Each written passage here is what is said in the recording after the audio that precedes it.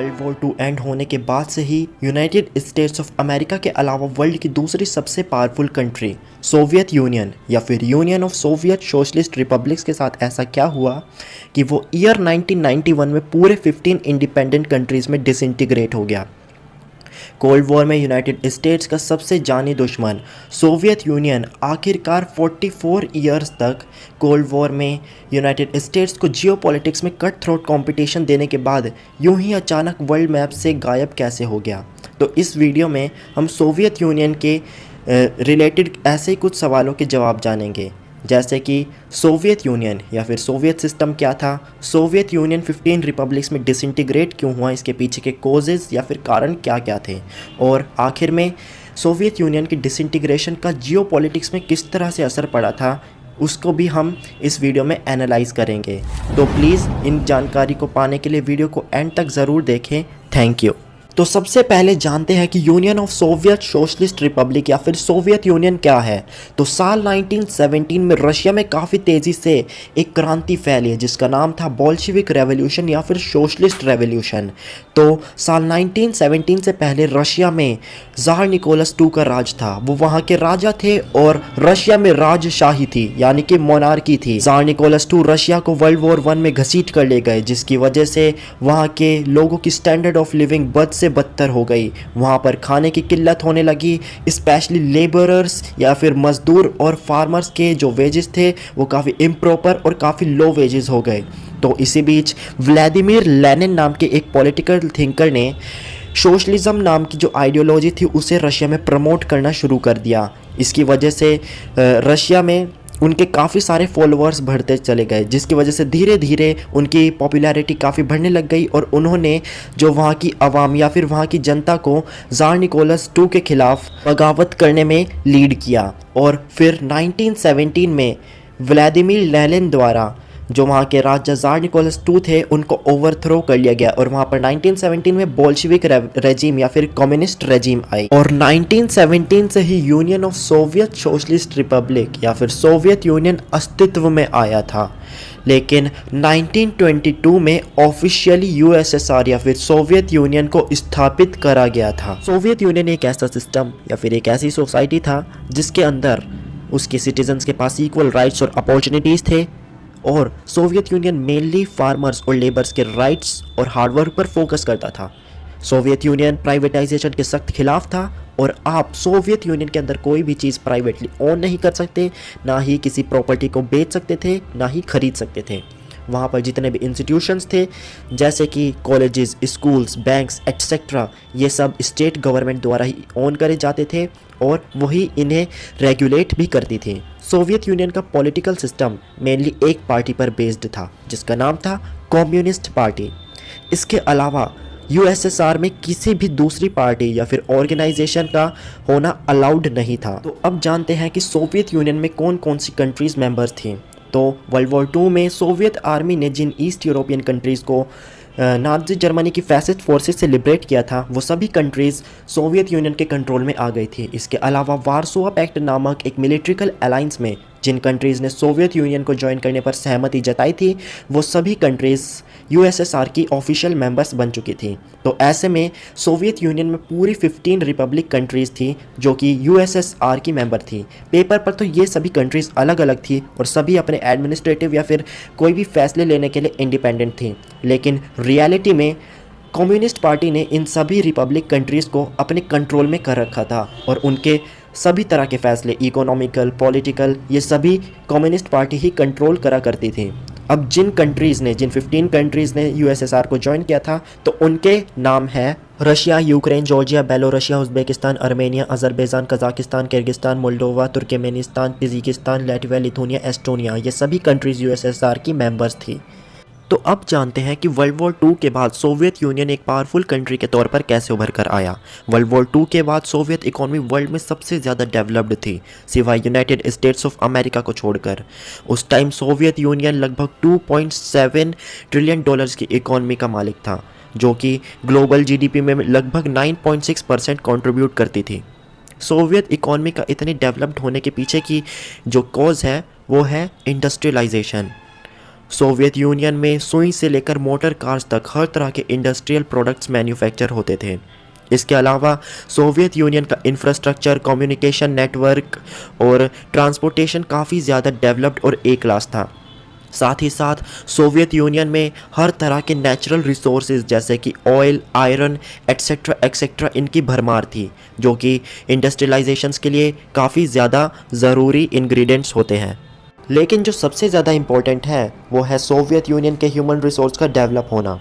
Soviet government अपने citizens के basic facilities और नेसेसिटीज़ को पूरा करने के लिए, चाहे वो हेल्थ केयर हो, एजुकेशन हो या सब्सिडीज़ हो, उनके लिए कई तरह की पॉलिसीज़ और प्रोग्राम्स फॉर्मुलेट और इनिशिएट करते थे, जिसकी वजह से वहाँ का HDI इंडेक्स काफ़ी हाई था। और जहाँ पर ह्यूमन रिसोर्स डेवलप हो वहाँ पर प्रोडक्टिविटी बढ़ती है, और प्रोडक्टिविटी बढ़ने से इकॉनमी भी एक्सीड होती है। और इसी वजह से सोवियत इकॉनमी वर्ल्ड वॉर 2 के बाद बूस्ट करने लगी और सोवियत यूनियन एक पावरफुल कंट्री के तौर पर उभर कर आया। तो अब नेक्स्ट क्वेश्चन निकल कर ये आता है कि सोवियत यूनियन आखिरकार डिसइंटीग्रेट या फिर डिवाइड क्यों हुआ। तो सोवियत यूनियन वर्ल्ड का कोई पहला ऐसा पॉलिटिकल सिस्टम तो है नहीं जो कि कोलैप्स किया हो, ना ही आखिरी।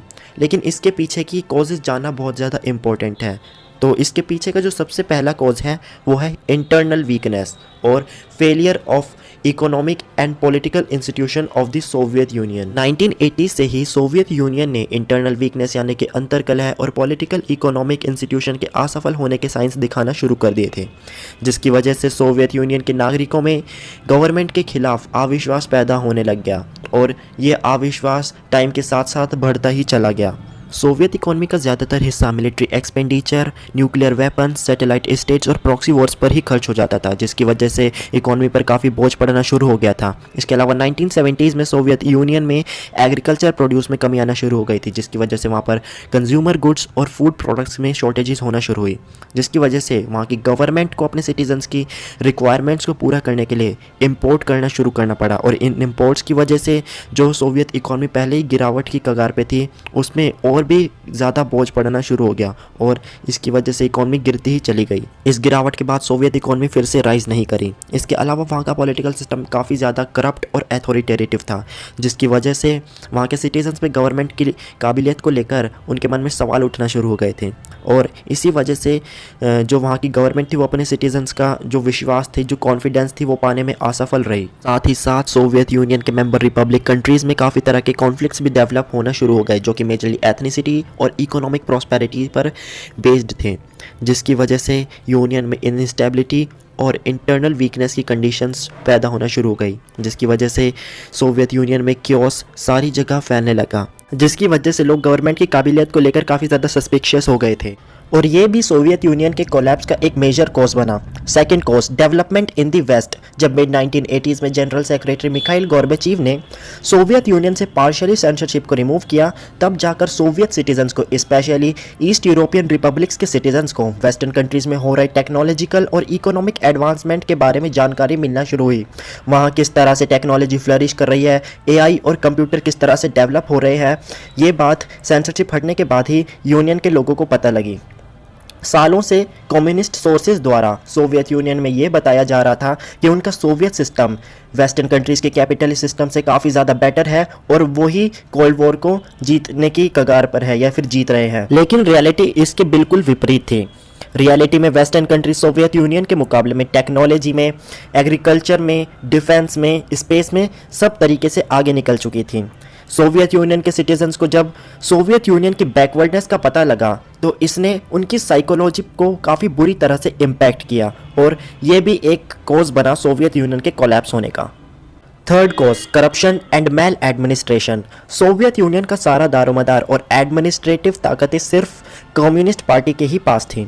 सोवियत यूनियन के लगभग 70 ईयर्स में कम्युनिस्ट पार्टी के अलावा किसी और पार्टी को गवर्नमेंट फॉर्म करने का अधिकार नहीं था। ना ही वहाँ कोई और पॉलिटिकल पार्टी थी, ना ही वहाँ किसी तरह की पॉलिटिकल ऑर्गेनाइजेशन अलाउड थी। सोवियत यूनियन में मीडिया पर भी सेंसरशिप थी। इसके अलावा वहाँ पर आप गवर्नमेंट के गलत फैसलों को क्रिटिसाइज़ करने के लिए भी फ्री नहीं थे। यहाँ तक कि अगर आप गवर्नमेंट को क्रिटिसाइज़ करने के लिए सटायर में कोई कैरिकेचर या कार्टून भी बनाते थे तो आपको वहाँ पर डेथ पेनल्टी या फिर लाइफ इम्प्रिजनमेंट तक की सज़ा हो सकती थी। ओपोजिशन के अभाव में कम्युनिस्ट पार्टी काफ़ी ज़्यादा ऑटोक्रेटिक और अथॉरिटेटिव बन चुकी थी। इसके अलावा वहाँ पर सिस्टम में ट्रांसपेरेंसी की कमी आ गई थी, जिसकी वजह से करप्शन वहाँ बहुत ज़्यादा बढ़ चुका था। इनफैक्ट कम्युनिस्ट लीडर्स अपनी पॉलिसीज को सुधारने की बजाय उल्टा उन्हें जस्टिफाई करने की कोशिश किया करते थे, और सोवियत यूनियन में वो अपनी मर्जी के हिसाब से किसी भी तरह के डिसीजन ले लिया करते थे, चाहे वो सिटीजन्स को बेनिफिट कर रही हो या फिर वो अपने इंटरेस्ट पर ज़्यादा फोकस करते थे सिटीजन्स के वेलफेयर से भी ज़्यादा।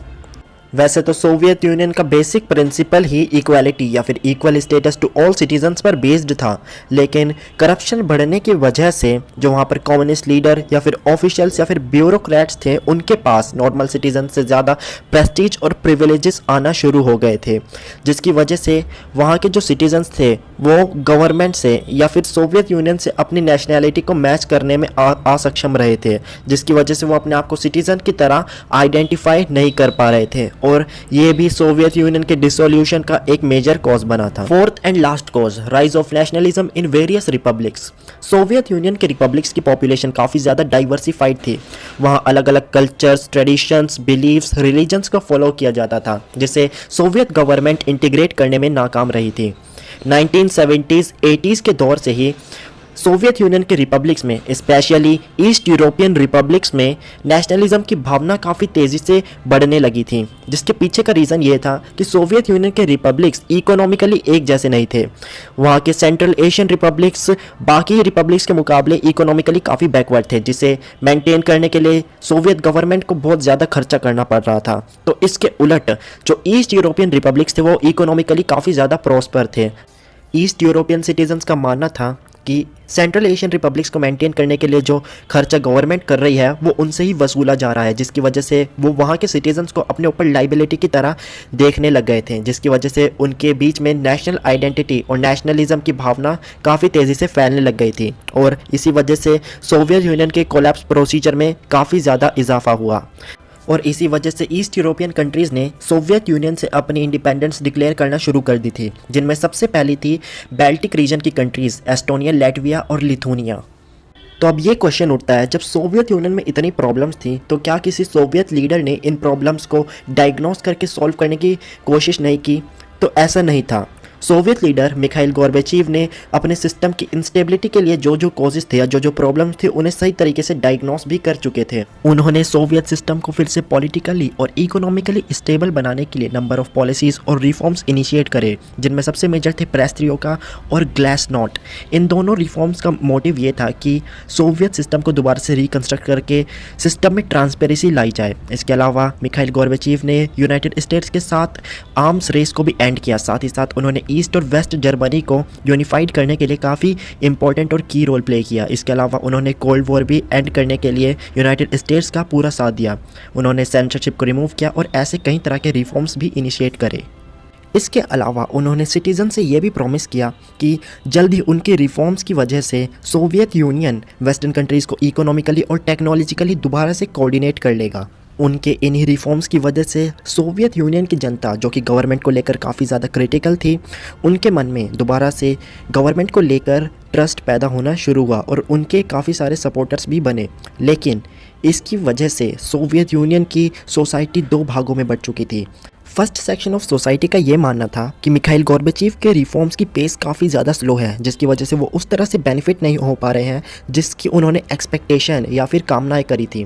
तो वहीं एक दूसरा सेक्शन भी था जो कि मेनली कम्युनिस्ट लीडर्स, ऑफिशियल्स और ब्यूरोक्रेट्स का था, जिनके हिसाब से मिखाइल गोर्बाचेव के रिफॉर्म्स की पेस काफ़ी ज़्यादा तेज़ है, जिसकी वजह से उनकी पावर और प्रेस्टीज और प्रिविलेजेस धीरे धीरे ख़त्म होते जा रहे थे। इसी वजह से मिखाइल गोर्बाचेव वो सपोर्ट जनरेट करने में नाकामयाब हो रहे थे, जिसकी वजह से वो सोवियत यूनियन को दोबारा से रिवाइव कर पाते।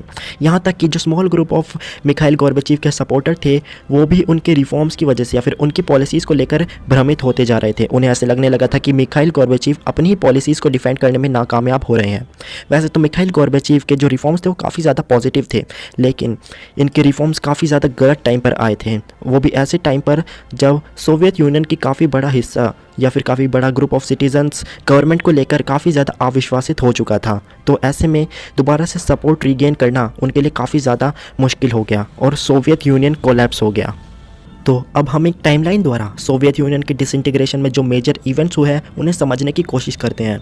तो सोवियत यूनियन का कोलैप्स कोई एक इमीडिएट प्रोसेस नहीं था। ये प्रोसेस काफ़ी लॉन्ग ड्रॉन प्रोसेस था जो कि 1988 से शुरू होता है और फाइनली 1991 में सोवियत यूनियन कोलैप्स हो जाता है। मार्च 1985 में मिखाइल गोर्बाचेव कम्युनिस्ट पार्टी के जनरल सेक्रेटरी बने और बोरिस येल्त्सिन मॉस्को की कम्युनिस्ट पार्टी के हेड नियुक्त करे गए। 1985 में कम्युनिस्ट पार्टी के जनरल सेक्रेटरी बनते ही मिखाइल गोर्बाचेव ने नंबर ऑफ रिफॉर्म्स इनिशिएट करना शुरू कर दिया था। 1988 में लिथुनिया में फ्रीडम मूवमेंट स्टार्ट हुआ। ये फ्रीडम मूवमेंट बाकी की दो बाल्टिक कंट्रीज़ एस्टोनिया और लैटविया तक भी फैल चुका था। अक्टूबर 1989 में सोवियत यूनियन ने वार्सो पैक्ट की मेंबर कंट्रीज़ को अपना फ्यूचर डिसाइड करने के लिए इंडिपेंडेंसी अलाउड कर दी। इसके अलावा बर्लिन वॉल भी नवंबर को इसी साल डिमोलिश हुई थी जो कि वेस्ट और ईस्ट जर्मनी को अलग करती थी। फरवरी 1990 में मिखाइल गोर्बाचेव ने सोवियत यूनियन में मल्टी पार्टी सिस्टम की शुरुआत करी जिसकी वजह से कम्युनिस्ट पार्टी की 70 ईयर्स की मोनोपोली सोवियत यूनियन पर ख़त्म हो चुकी थी। जून 1990 में रशियन पार्लियामेंट ने सोवियत यूनियन से अपनी इंडिपेंडेंसी डिक्लेयर करी। जून 1991 में मॉस्को कम्युनिस्ट पार्टी के हेड बोरिस येल्त्सिन ने रेजिग्नेशन लेटर साइन किया। इसके अलावा वो रशिया के प्रेसिडेंट भी नियुक्त हुए। अगस्त 1991 में कम्युनिस्ट पार्टी के हार्डलाइनर्स ने गोर्बाचेव को ओवरथ्रो करने के लिए एक कॉप ऑर्गेनाइज करी। सितंबर 1991 में बाल्टिक रीजन की countries Estonia, Latvia, Lithuania United Nations के मेंबर कंट्रीज़ बनी। दिसंबर 1991 में रशिया, बेलारूस, यूक्रेन ने Commonwealth of Independent State Organisation की स्थापना करी। इसे Armenia, Azerbaijan, Moldova, Kazakhstan, Kyrgyzstan, Tajikistan, Turkmenistan और उज़्बेकिस्तान ने भी इसे ज्वाइन किया। फिर 1993 में जॉर्जिया इसकी मेंबर बनी। इसके अलावा रशिया ने यूनाइटेड नेशन में सोवियत यूनियन की परमानेंट सीट को भी इनहेरिटेट किया। 28 दिसंबर 1991 में प्रेसिडेंट मिखाइल गोर्बाचेव ने रेजिग्नेशन लेटर पर साइन किया और इसी के साथ सोवियत यूनियन का भी एंड हो गया। अब वीडियो के लास्ट पार्ट में हम जानते हैं कि सोवियत यूनियन के कोलैप्स होने का या फिर डिसइंटीग्रेट होने का वर्ल्ड पॉलिटिक्स पर किस तरह असर पड़ा। First consequence, end of ideological conflicts and cold war and rise of unipolar world. Cold war में सोवियत यूनियन और यूनाइटेड स्टेट्स ऑफ अमेरिका के बीच कम्युनिज्म और कैपिटलिज्म को लेकर जो आइडियोलॉजिकल कॉन्फ्लिक्ट्स थे वो सोवियत यूनियन के कोलैप्स होने के साथ ही एंड हो गए। इसके अलावा सोवियत यूनियन 15 रिपब्लिक्स में डिसइंटीग्रेट हो गया और रशिया ने सोवियत यूनियन को सक्सीड कर लिया। साथ ही साथ रशिया को सोवियत यूनियन की परमानेंट सीट भी मिल गई यूनाइटेड नेशंस में। इसके अलावा सोवियत यूनियन में या फिर कोल्ड वॉर के टाइम दो बड़ी सुपर पावर्स थी, सोवियत यूनियन और यूनाइटेड स्टेट्स। लेकिन सोवियत यूनियन के हार जाने से और उसके डिसइंटीग्रेट होने से वर्ल्ड में सिर्फ एकमात्र सुपर पावर रह गई थी जिसका नाम था यूनाइटेड स्टेट्स ऑफ अमेरिका और ये वर्ल्ड यूनिपोलर वर्ल्ड की तरफ बढ़ गया जहाँ पर यूनाइटेड स्टेट्स ही सबसे ताकतवर स्टेट बना दुनिया का। Second consequence, rise of capitalist society. Cold war में जो आइडियोलॉजिकल कॉन्फ्लिक्ट चल रहा था कि कैपिटलिज्म ज़्यादा बेटर है कम्युनिज्म से या फिर कम्युनिज्म बेटर है कैपिटलिज्म से, तो सोवियत यूनियन के कोलैप्स के साथ ये भी एंड हो गया। इसमें कैपिटलिज्म विनर के तौर पर उभर कर आई और कैपिटलिस्ट सोसाइटी को एक आदर्श सोसाइटी की तरह देखा जाने लगा। तो जहाँ पर कैपिटलिज्म नहीं था या फिर जहाँ पर कम्युनिस्ट रेजिम थी तो यूनाइटेड स्टेट्स ने वर्ल्ड बैंक और IMF इंटरनेशनल मॉनेटरी फंड जैसे इंस्टीट्यूशन की मदद से वहाँ पर उन रेजिम्स को ओवरथ्रो करके कैपिटलिस्ट सोसाइटी इस्टेब्लिश करी। Third consequence, emergence of new countries. Soviet union के डिसइंटीग्रेशन के साथ 15 रिपब्लिक कंट्रीज़ एमर्ज हुई जिनमें सबसे प्रिंसिपल थी रशिया जिसने कि सोवियत यूनियन को सक्सीड किया। इसके अलावा 14 और छोटे छोटे रिपब्लिक कंट्रीज़ थे जिन्होंने सोवियत यूनियन से इंडिपेंडेंस अटेन करी थी सोवियत यूनियन के कोलैप्स होने के बाद। इनमें से कुछ कंट्रीज़ ने यूनाइटेड स्टेट्स के साथ टाई अप किया तो कुछ कंट्रीज़ ने रशिया के साथ अपने रिलेशंस कंटिन्यू रखे, तो कुछ कंट्रीज़ ने अपनी ज्योग्राफिकल लोकेशन के कारण दोनों कंट्रीज़ से गुड रिलेशंस को बिल्डअप किया। सोवियत यूनियन के बाल्टिक रीजन की कंट्रीज़ और ईस्टर्न यूरोपियन रिपब्लिक्स ने यूरोपियन यूनियन और नाटो जैसी ऑर्गेनाइजेशंस को ज्वाइन किया, तो वहीं सेंट्रल एशियन रिपब्लिक्स ने अपनी ज्योग्राफिकल लोकेशंस की मदद से वेस्टर्न कंट्रीज़ के साथ, रशिया के साथ और चाइना और यूनाइटेड स्टेट्स के साथ, इन सब के साथ ही उन्होंने अपने अच्छे रिलेशंस को भी बिल्डअप किया। साथ ही साथ उनके साथ अपने अलायंसेस भी टाई अप किए। इस डिसइंटीग्रेशन के साथ इंटरनेशनल ऑर्डर में नए प्लेयर्स का भी एमर्जेंस हुआ जिनकी खुद की इंडिविजुअल आइडेंटिटी जियोपॉलिटिक्स में और खुद की प्रॉब्लम्स, सोशल और इकोनॉमिक इंटरेस्ट और एस्पिरेशंस थी जिन्हें इन्होंने फॉर्मुलेट किया और एक नई इंडिविजुअल रिपब्लिक कंट्रीज़ को इस्टेब्लिश किया। तो बस आज की वीडियो में इतना ही। अगर आपको वीडियो पसंद आई, इसकी इन्फॉर्मेशन अगर आपके लिए ज़रा भी हेल्पफुल है तो प्लीज़ वीडियो को लाइक कर देना, और अगर ज़्यादा ही पसंद आ गई तो शेयर भी कर देना, और ऐसे इन्फॉर्मेशन के लिए प्लीज़ चैनल को सब्सक्राइब भी कर दीजिए। Thank you very much.